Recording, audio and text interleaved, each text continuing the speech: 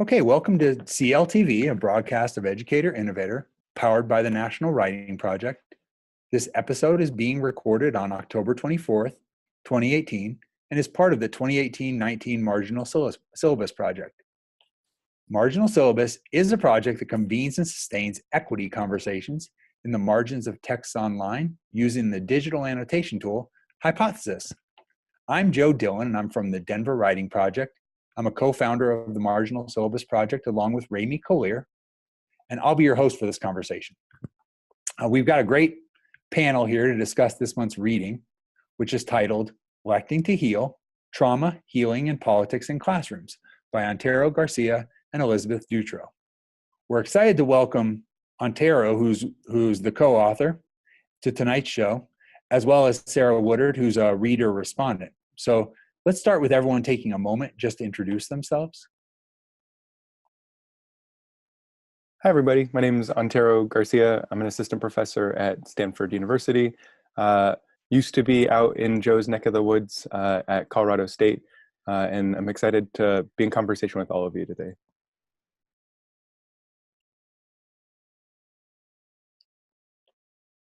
Hi, everyone. I'm Sarah Woodard. I am from Denver, Colorado, and I teach high school, primarily 11th and 12th graders in Denver Public Schools at Collegiate Prep Academy. And I'm also involved in one of the co-directors of the Denver Writing Project and on the National Writing Project Board of Directors. I'm excited to be here today and engage in this conversation. And my name is Remi Kalir. I'm an assistant professor of information and learning technologies at the University of Colorado in Denver. And I'm also one of the co-founders and facilitators of the Marginal Syllabus project. Terrific. So we always like to start these conversations hearing from the author first. So Antero, would you mind sharing just a little bit about the background of the writing of this piece? Yeah, so first of all, I definitely want to reiterate, I'm really grateful to get to talk about this work with all of you and with the people who are looking and engaging with this work. I wrote it alongside my co-author, Elizabeth Dutro, and I know she can't join us today, but I'm also really grateful to be able to get to learn alongside her. She's been a really powerful writer and thinker with me on this. But I want to be clear that the reason we wrote this piece was from a couple of places of feeling stuck. And this article was essentially birthed in the days after the 2016 presidential election. If you listen to Joe's opening introduction, you can notice it's been a bit of time since the 2016 presidential election, and this article is fairly recent. So I want to recognize there's a big gap of time between when we first wrote this article and when it's slowly trickled out into places that people can publicly see it in ways that feel, I think, particularly limiting when we think about how academic writing tends to filter from and disseminated for the public to receive. I think there's some real challenges for us to think about around that. And I want to come back to that temporality piece in a second. But I kind of want to hit on four brief points around this. Maybe those will be fast, and I can hold myself to four since I've declared that as the number. So the first is that this piece started with teachers, and it started on the election night as I was watching the results come in, that both Elizabeth and myself were receiving text messages and phone calls and emails from friends in classrooms about what happens tomorrow now that it's increasingly likely and then became fact that Donald Trump became president.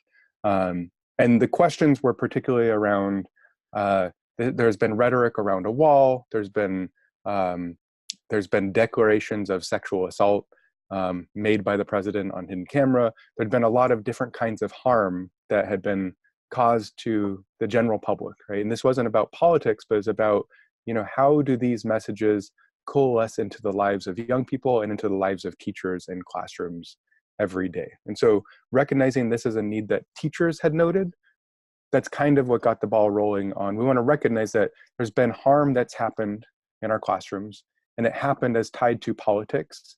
And that these feel hard because oftentimes teachers don't feel like they can talk about these things because there's a fear of reprisal, there's a fear of getting fired. And so those are like the key tensions around this. Because this started with teachers, this brings up the second main thing I want to talk about, and that is that we want to center whose knowledge counts when we write about things like healing and social emotional learning and buzzwords like grit and mindfulness that, you know, people with PhDs pretend like we know something about. But what we really want to do with this article is emphasize that these feelings of hurt and uncertainty and needing to care for one another come out of the expertise that teachers and students already have. And so we want to center that, and maybe we can center that in the kinds of conversations that emerge from this, of how do we draw on what I know rather than having to cite someone and make sure that it's in the proper APA 6th edition format in order for it to count in a journal. This then brings up, so I wrote this with Elizabeth a couple of years ago, and it took a while to get through the slow machinations of peer review. It was rejected first. I should also just declare this. It was rejected from one journal that was a generalist journal. And so that, so Elizabeth and I then changed every place where it said teacher and did a find replace and made it English teacher, and then put it in a journal for English educators. And so I just want to kind of recognize the kinds of stumbling blocks that academics oftentimes face in terms of getting work into a general audience. I just want to acknowledge that piece. But because this was written a long time ago, my sense was by the time this finally comes out, this will be an article that is about a moment in time that we've passed. And we should use the 2016 election as a reminder of where we were, even though we've progressed, because we always progress in really powerful ways.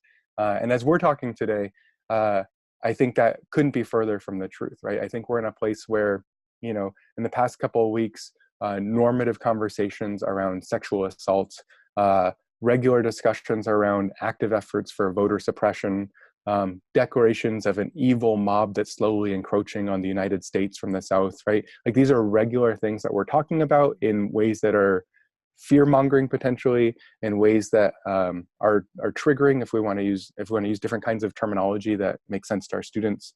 And so this wasn't the vision I had of like, we were in the past and we've progressed and we should just be mindful, right?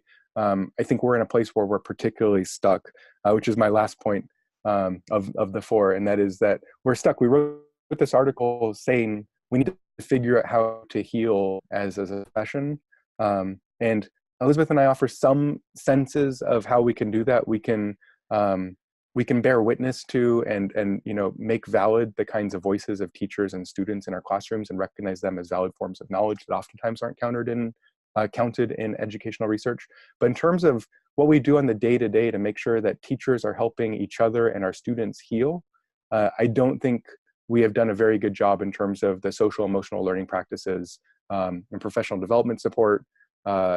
And we haven't prepared teachers for the expectation that this is part of their job, is healing for themselves, for their colleagues, and for their students. And so this is, I'm hoping that as we think about this in the marginal syllabus process, a place for conversation about what do we do, right? What does it look like? What does it mean to be empathetic and act upon that empathy for one another?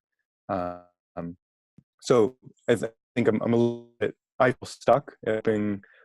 If not in the next few minutes, then over time through conversation around this piece, we can think about strategies for moving forward.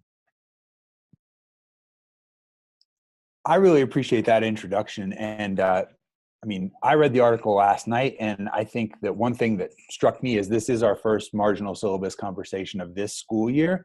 And, you know, the article calls for more expansive conversations among English educators. The original version may have just called for expansive conversations among educators. That's right. We're happy to be a part of this expansive conversation. And so now I'd like to ask Remi just to kind of explain a little bit more about the project for those listeners who might be unfamiliar and might be interested in learning more. Thanks, Joe. And again, thank you to Antero for that really timely and significant introduction to the article that you and Elizabeth wrote together. And so I should say that this is the first webinar in the 2018-19 marginal syllabus. And so I typically give a very short introduction to the project, but because this is the first webinar of a new year of programming, and because a few things have changed as our third iteration, our third year of the marginal syllabus begins, I want to give just a little bit more history, which is to say that the marginal syllabus was started in the 2016-17 school year as a way of bringing educators together in both K-12 and higher ed settings to have conversations about consequential topics. to discuss issues of educational equity.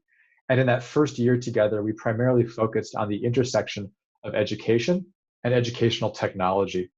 Last year, we were supported and hosted by the National Writing Project, and specifically the Educator Innovator initiative. And because of that, had a concrete focus around issues of civic engagement and youth civic participation. And the 2017-18 Marginal Syllabus was called Writing Our Civic Futures. And across the first 2 years of the Marginal Syllabus project, we've opened up these online spaces to engage with partner authors, to have conversations in the margins of texts. And again, we do so using an annotation technology that's free and open source called Hypothesis. And as the conversation grows over time, and as the Marginal Syllabus as a project has grown over time, our partners have expanded. And so it's very exciting that this year, we now work also in collaboration with NCTE, the National Council of Teachers of English, and the partner authors and all of the texts that we'll be reading and discussing come from NCTE journals. And so this year, in the 2018-19 Marginal Syllabus, we're looking at the relationships between literacy and equity, and the 8 conversations and the 19 partner authors all are writing articles about the importance of literacy and equity. And that to me is very exciting, and I'm looking forward to a very robust year of conversation with educators who are interested in these various topics. And with that, I'll just also mention that I found, of course, this article by Antero and Elizabeth so appropriate to begin this year of Marginal Syllabus conversation. And I'll just wrap up my comment here by noting that at the end of this piece, Antero and Elizabeth write about the need to locate the political in our work and to locate ourselves within it. And I think that for some educators who are participating in Marginal Syllabus conversations, these annotation conversations in the marginal spaces with perhaps ideas that are marginal to dominant education discourse is a way to locate the political in our own work as educators, and to again locate ourselves in that work and in those conversations.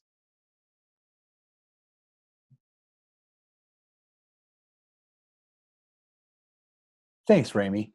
So yeah, and the project, we've always called it just kind of like a nerdy book club, right? And the idea that if you're, because that was an excellent, background and explanation about partnership and kind of the aims of the work. And really, we want this to be the kind of conversation that might happen in a semi-professional book club kind of way. And so as this article will go live in the next week or so, like a lot of times folks arrive at this webinar with just, their paper copy and some of their notes in the margins. And so we talk a little bit about our reading process, but generally we like to just, surface people's questions or reactions to the article. And so Sarah's our invited reader today and a colleague of mine from the Denver Writing Project. So we're so happy to have you, Sarah. We want to give you an opportunity, first of all, just to reflect on the article at all, in any way you like. And then also because we have Antero here, it's a unique opportunity to maybe talk with the author, et cetera. So. Thank you. Reading this article brings me right back to almost 2 years ago. And so I'll just provide a little bit of context and background of my situation as a classroom teacher. And I teach in a school where it's labeled as a high need school. Not that I like the terminology of being of labeled, but most of my students, basically about 65% of my students are language learners. 100% of them are first generation college students, and definitely what we would talk about in terms of marginalized communities. And so in my over 2 decades of teaching, I would say that the day after the election is in probably the top 3 or 4 of the most challenging days that I've had as a classroom teacher. The others were more trauma that affected my community. I was teaching in Littleton, Colorado at the time. And so I was teaching about a mile and a half away when Columbine happened. And so there was that situation. And then 9/11, one of my students lost, his father was a pilot in the flight in Pennsylvania. And so immediately, when the election was happening, and we knew, we were knowing the outcome as we were going to bed, and no one could sleep. And, we start messaging back and forth as teachers, how are we going to process this with our students? What are we going to do tomorrow? And, we met early in the morning, and some teachers, brought in some different texts to read with students, and just trying to figure out, like, how do we do this? How do we have these conversations? And of course, you want to be there, and you're going to be there to support them, and to listen, and to cry, and to, be angry. And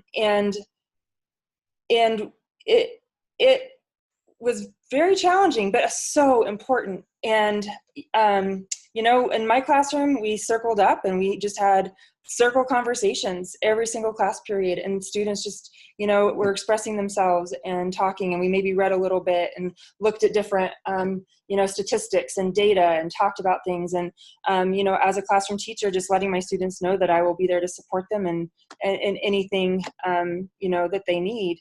But in the aftermath, we're processing, and we're still processing from this, and the outcomes. And just to what, Antero was saying about the, all of the harassment and the, the immigration, the wall. I have had students who have been, many students who are not documented, and students who have had to deal with the deportation of family members, since the election. And so this is very real. And I think for me as a teacher, what this has done for me, it is also just made me feel even more my responsibility to address politics, and to be open, and to not have to hide who I am or what I believe, or to have these open conversations with my students. And it feels very, it feels just important and necessary.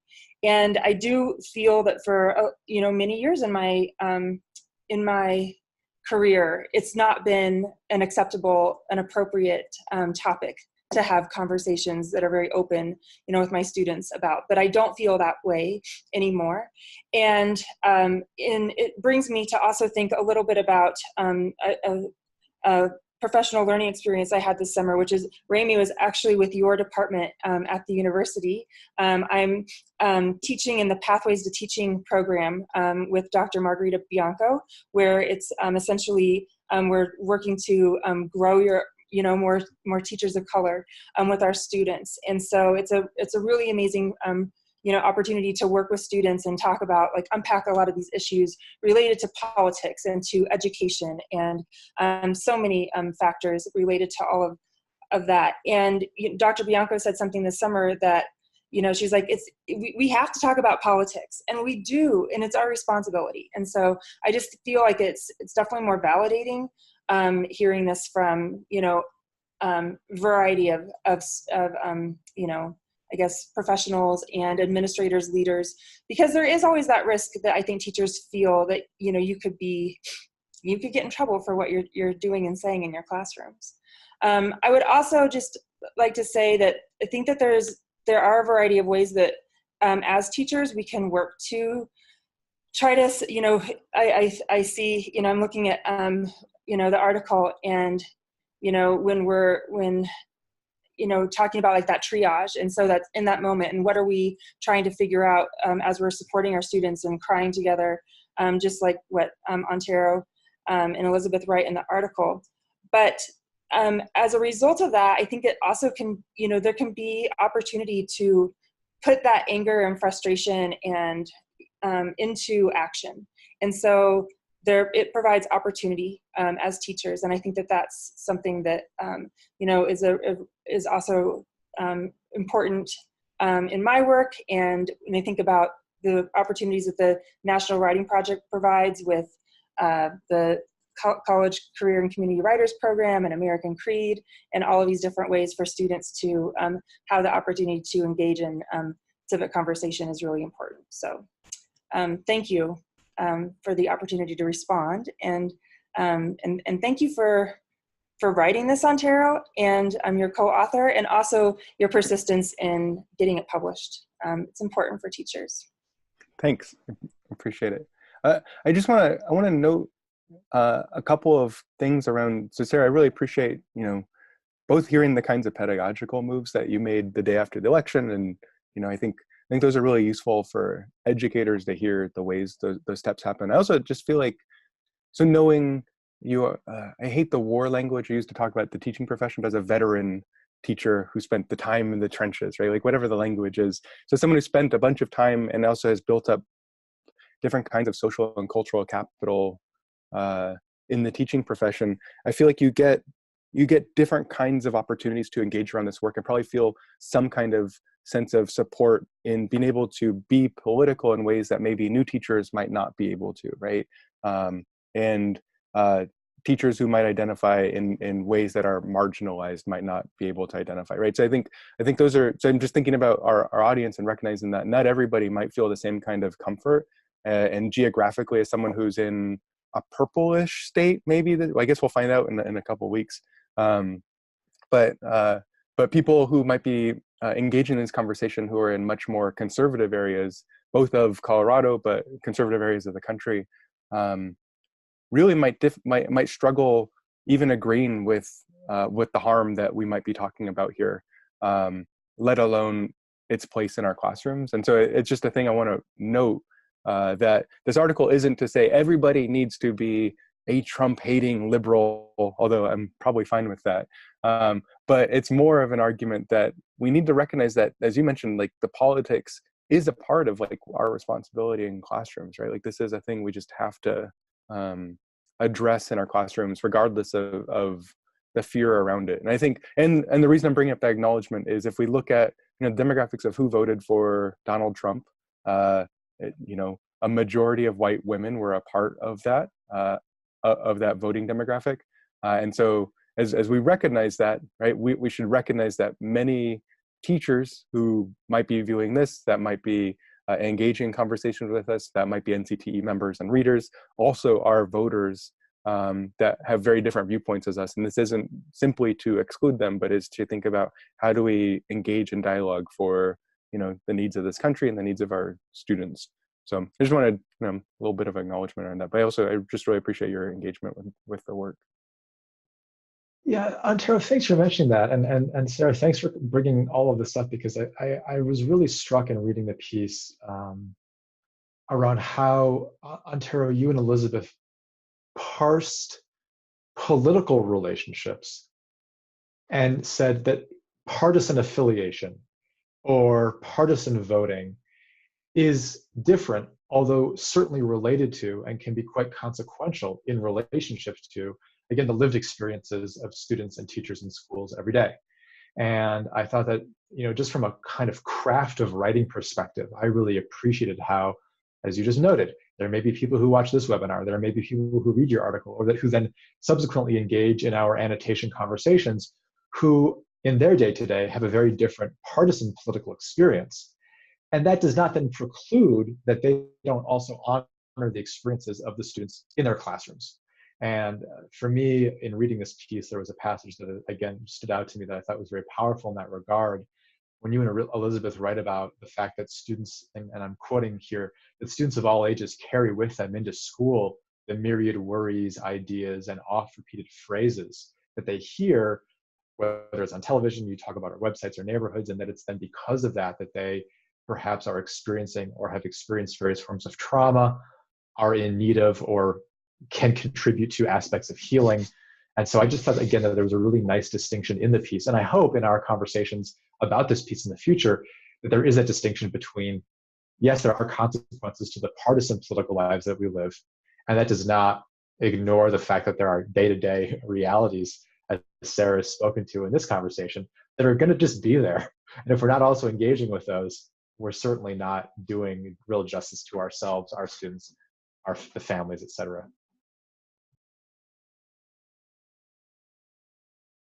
Yeah, I couldn't agree more. I think I think we get hung up on politics meaning the partisan, right? As if those two P words are the same, right? And I think that's just a real, I think it's just a real danger with how we think about civic life in the United States right now as one danger.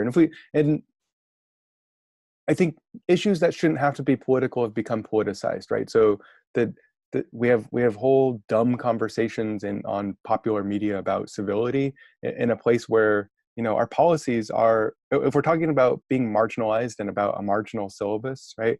We're having people who have traditionally been marginalized being written out of existence according to certain kinds of LGBT policies that are being floated in the media right now.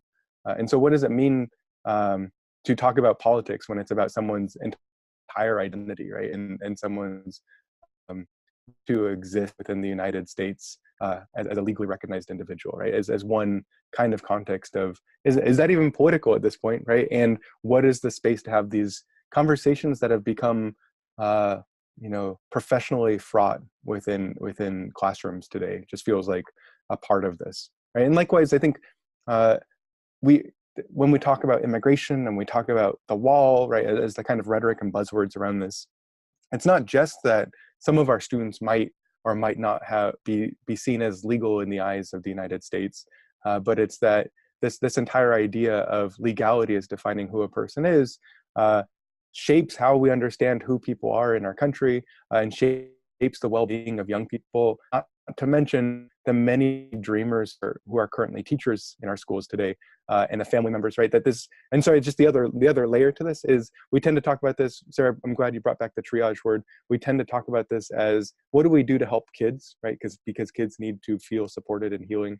But as teachers, and Sarah, you mentioned this, like this has been super stressful and exhausting and trauma-inducing for you know, the adults in the room who do this every day and attend to the needs of young people. And we haven't been taught particularly useful ways to provide self-care, right, or care for one another. I think that's when I say I'm stuck, like this is a big part of the gap. As someone who's been teaching pre-service teachers over the summer, we don't have time in a very busy credentialing program for how do you check in with yourself and make sure you have the emotional literacy piece, right? That doesn't fit with all of the EdTPA and the million other things that are happening at any given time to fit in with the high stakes accountability system of, you know, reinforcing settler colonialism. I think those are some real challenges that we face. I'm going to mute myself because I'm rambling.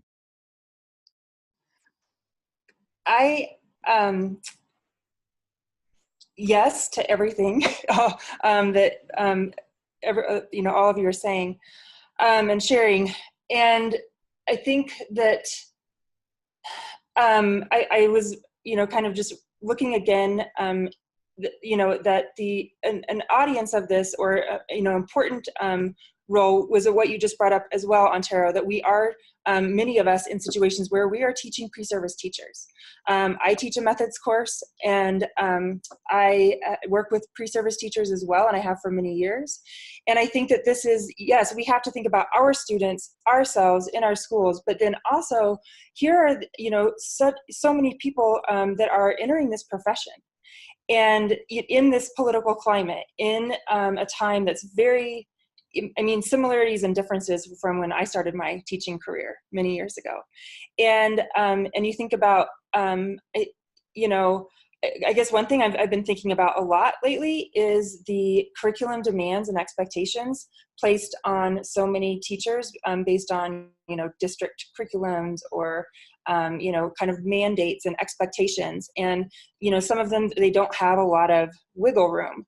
And so it's, you know, how do I work to support pre-service teachers in helping them build agency and feeling like they have the space and, you know, to have these conversations with their students, or to address this, and to even, and I don't know, it has to do with the way they're teaching, what they're teaching, how they're teaching it.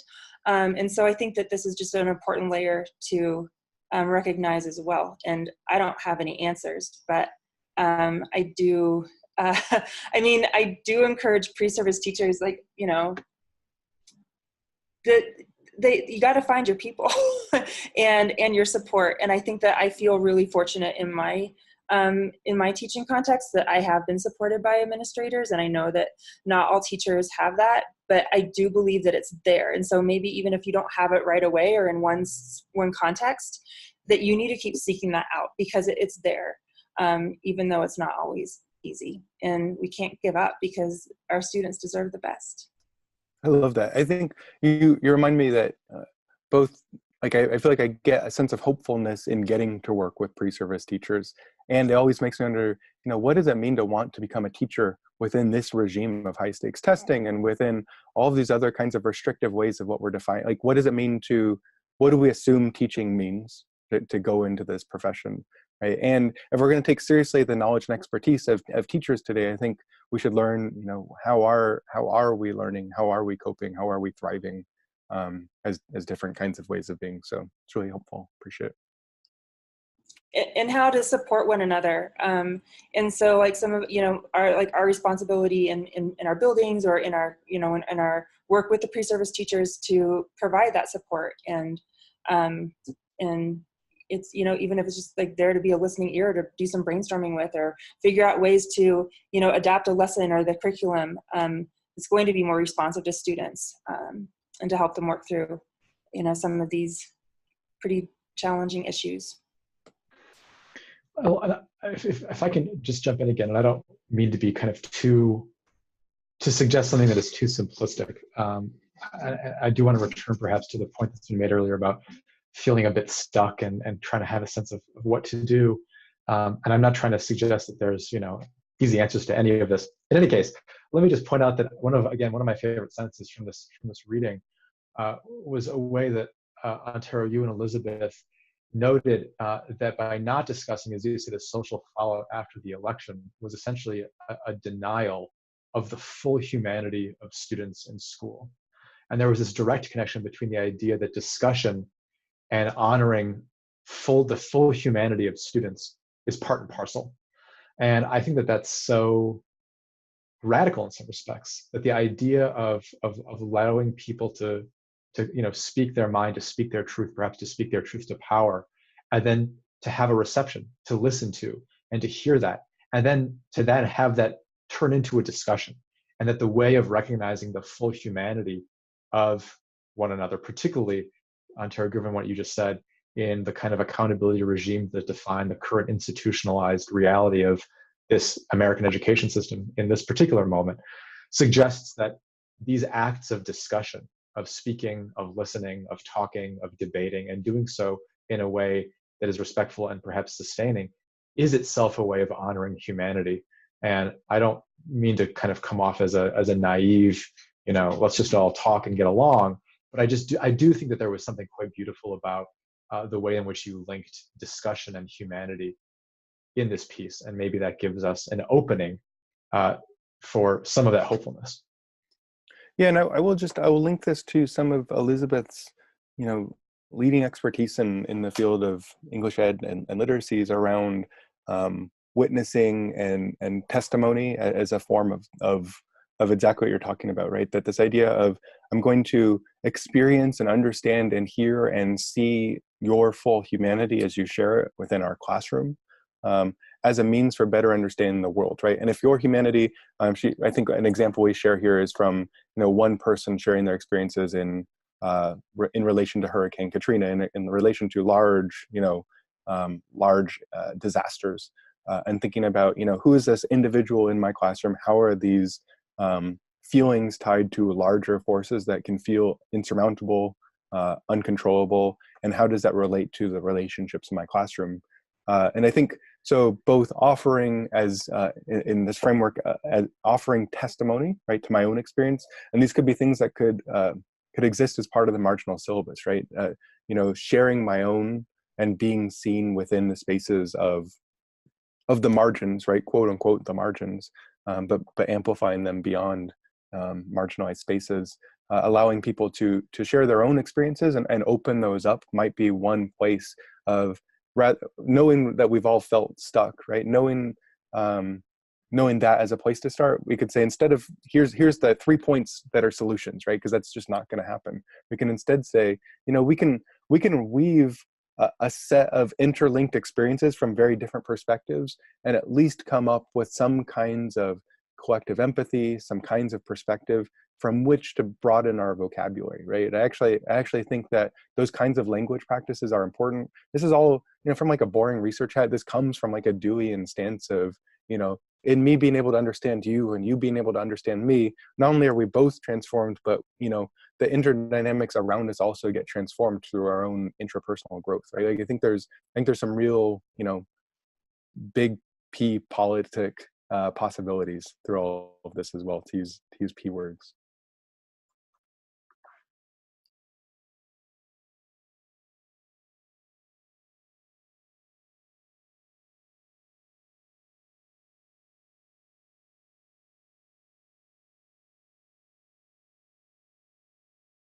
Joe, I think we can't hear you. Sorry.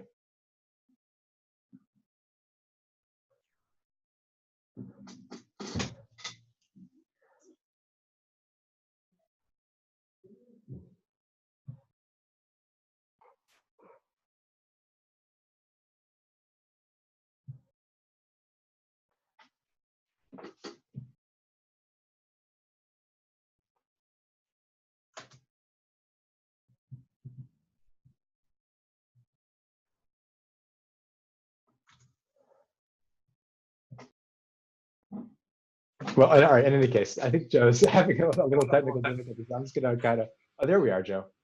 Oh, is that better? Yeah, there you go. Oh, it was my cool headphones were the problem. So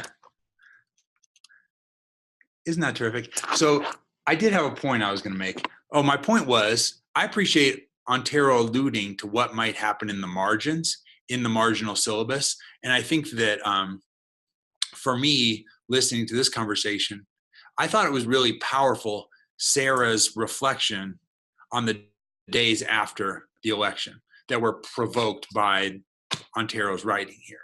And the idea that this project, one of the things we think might be great is if those types of reflections started to permeate the margins of this text so people could share them. Because I also kind of like made notes about what that morning was like for me, and I thought about two students in particular who always talked sports and came into class together, and they loved, and it was just really natural for them to talk about, oh, your team lost, my team won. And I would often jump in on, oh yeah, I bet you're really sad today because your team lost and my team won. And on this day, there was one student in particular who was in the minority in my school because he was excited that Trump had won. And his friend who talked football with him every morning, a Latino boy, was kind of explaining to him that they weren't going to have the same type of conversation about this. And I really appreciated it that morning, just because he was a fun student to have anyway, but he was just very gentle about like, hey, we're not going to joke about it like that today.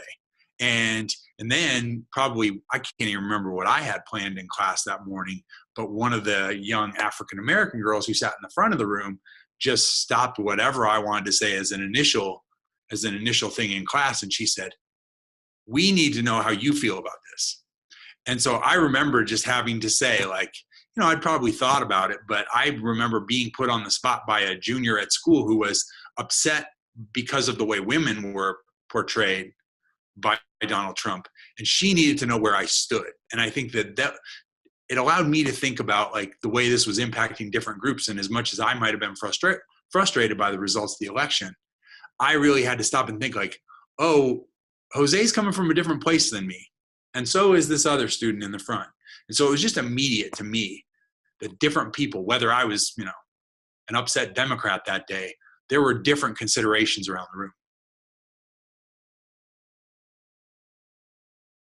Joe, that was definitely something that I had to unpack a little bit as well with my students. And Antero, talked before about the fact that when you looked at a lot of the voter, like the breakdown of who was voting, and so many white women voted for Trump.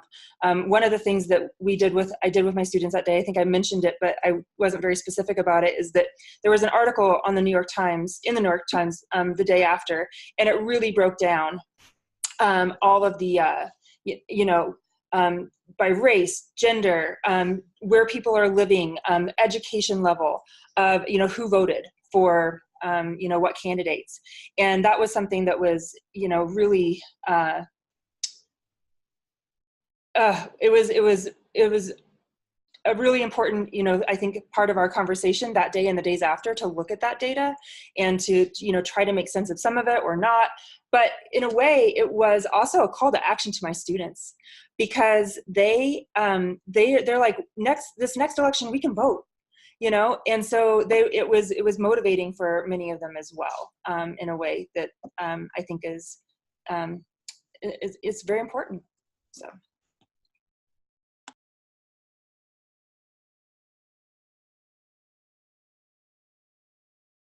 So I'm curious maybe to ask a question of, you know, our readers and our participants here, and particularly perhaps Antero and Sarah, around where you would perhaps see this conversation progressing. We're about to open this conversation to educators who, because of interest, because of their questions, maybe because of their experiences, or because they have a curiosity about the kinds of ideas around healing and trauma and presence and testimony that are surfaced in this article, that they're going to find themselves reading and participating in this conversation. And I'd just be curious to perhaps hear, I know it's a little perhaps speculative, where you anticipate there being some perhaps provocative points or conversation, or where you see some of that marginal space coming to life when, as educators watch this, they may also choose to join the conversation online, or where you hope to see some of those ideas unpacked. So I'll have a couple of things that I would love to. So one, I love disagreement anyways, right? I think you get it a lot as an academic, right? So I would love to see where people don't necessarily agree with this. I think that is healthy, right? I think I tend to sit in echo chambery places when I talk about education, so I feel comfortable being able to engage in certain kinds of language practices around, you know, what I get to say, and to get pushback is useful, particularly if we're going to take seriously moving forward these pieces. But I think more importantly, what I'm interested in is, I think we need to broaden a vocabulary professionally around, what do we mean by healing? What does healing look like in your classroom? What does healing look like for your students and for you and for administrators? I think we're being co-opted as a field by particularly narrow definitions of things like mindfulness that come from like a Lululemon white middle class perspective of what these words might mean. And I think we have an opportune time to hear from, you know, hopefully like a large, diverse set of people professionally, politically, personally, culturally, to shape how we understand big, lofty words, and try to put some kinds of specificity to what they look like when they're taken up and enacted in classrooms. So what does healing look like? What does it mean to, what do politics look like in your classroom? What kinds of tensions are surfaced? And I'll just say, if you're a teacher or an educator who's working in a space where you read an article like this and you say that it does sound important, but I'd never be able to do that in my context. And I can imagine, I sit in the liberal bubble of Silicon Valley, and I can imagine there are plenty of teachers here who feel the exact same way, despite the fact of where we are. And so I don't mean this by geography. So you might feel like this based on your career, like you might be a newer teacher. And so if you're a person who feels like you can't engage in this kind of work, I'd love for the annotations to be a place to talk about why that is, and what are the kinds of little moves towards bigger kinds of actions. That would be, you know, a wish from me to see, you know, what would it mean to engage in this in ways that feel safe, and to slowly move and agitate beyond traditional forms of safety. Yeah, to build on just briefly what Antero was saying, as a classroom teacher, I would, I think it's you recognize something so important, that, you know, disagreement is good and healthy, and it's important for us to all share our ideas and perspectives, and maybe how it changes depending on our teaching context. But I'd also just love to hear how other teachers have responded to this, or other situations, and how they are providing a space and time for students to maybe engage in discourse around these issues, and maybe turning it into different learning moments and experiences for their students. I think that we could all benefit from hearing from one another in response to this article and these ideas. Yeah, and I agree. I love the idea that, particularly as the article calls for an expansive conversation in English classrooms, I would love to hear English teachers, grapple with that notion of becoming more political, or maybe even push back on the notion that they have to be political because of what's happening. And then I'm curious also, returning to my notes, about the notion of how we create anti-oppressive classrooms. And I wonder myself, how much the status quo, because I just feel like we're fortunate as English teachers that we ended up with your article, right? And so the idea that to what degree is the status quo and traditional form of instruction, not helping us in creating anti-oppressive classrooms, or to what degree does that sort of contribute to oppressive classrooms?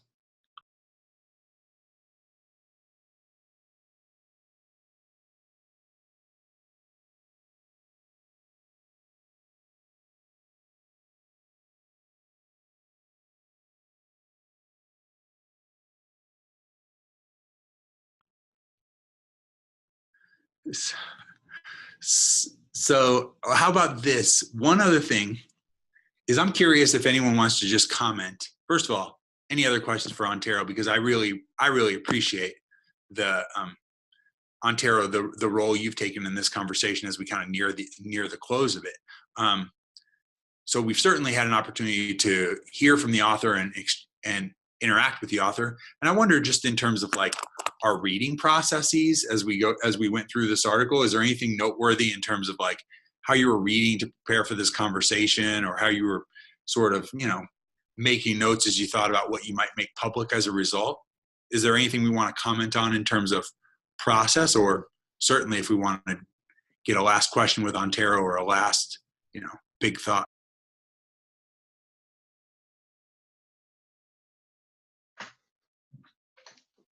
Well, I guess one thing I'll mention, because I think this has it came up earlier, both working with pre-service teachers and the hope, and also maybe some of the complexity in supporting future educators and engaging with these kinds of perspectives. I'd just be curious to hear from either Sarah, Antero, or others around the ways in which we might create either connections to formal spaces, how we bring these kinds of conversations into pre-service classrooms, and how we might choose to do so, and also the ways in which we create more interest-driven, perhaps more even personal connections that then bring people into the conversation based upon a curiosity, or based upon a kind of burning question. And so maybe as we kind of, again, wrap this up a little bit, we talk about what are some of the moves that we might make as facilitators of this kind of a conversation, particularly when it concerns future educators.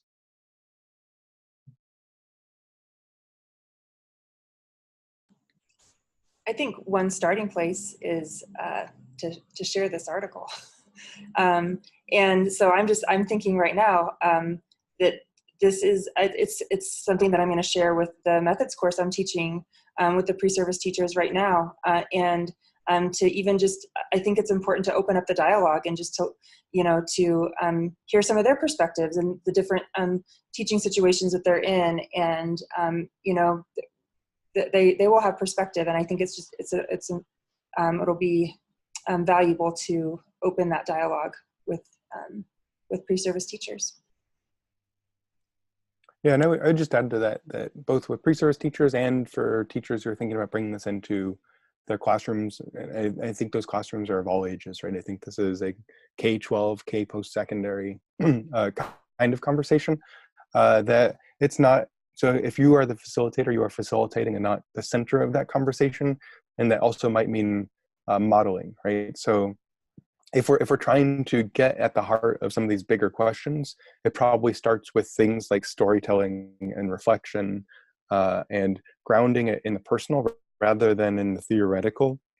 And so I would start there with students, I think very simple, and with pre-service teachers, I would sort of very simple kinds of prompts of, tell me about a time when, or how do you feel when, right? And knowing that if we're asking for vulnerability from our young people, right, we should also be willing to be vulnerable ourselves and make sure that before any of that happens, we've set up a space that feels that we can at least feel comfortable being uncomfortable once in a while, right? I'm wary to say that it's always going to be comfortable, but that it will always be a safe space to an extent, right? That we can set up structures and facilitation in order to make that happen, right?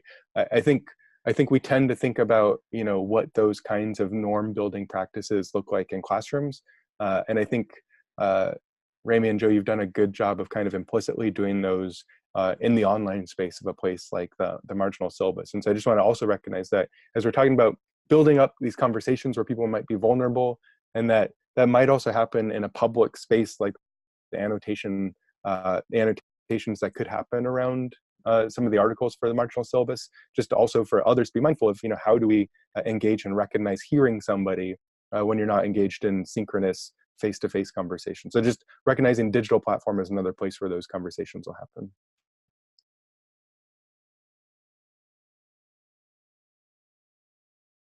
Well, I sure appreciate everyone's contributions. And that's one of the things about this project is we can just never thank the author partners enough, because just naming what they do in terms of allowing their work to be, the center of these conversations, and then invite annotations from interested participants. We just can't thank our authors enough. So maybe we've thanked Antero enough, though Antero might be the one exception. We might have thanked you plenty. So anywho, but thanks again to everyone for joining me. And so now we're here at CLTV. We've been talking Marginal Syllabus, and I want to let everyone know that Electing to Heal will be available for annotation throughout the month of November at educatorinnovator.org. And then you can join us again in early December for the next article and author discussion. So for updates, subscribe to our blog and sign up for our monthly newsletter at educatorinnovator.org. Follow us on Twitter at @innovates_ed, and follow the hashtag Marginal Syllabus. Good day, everyone.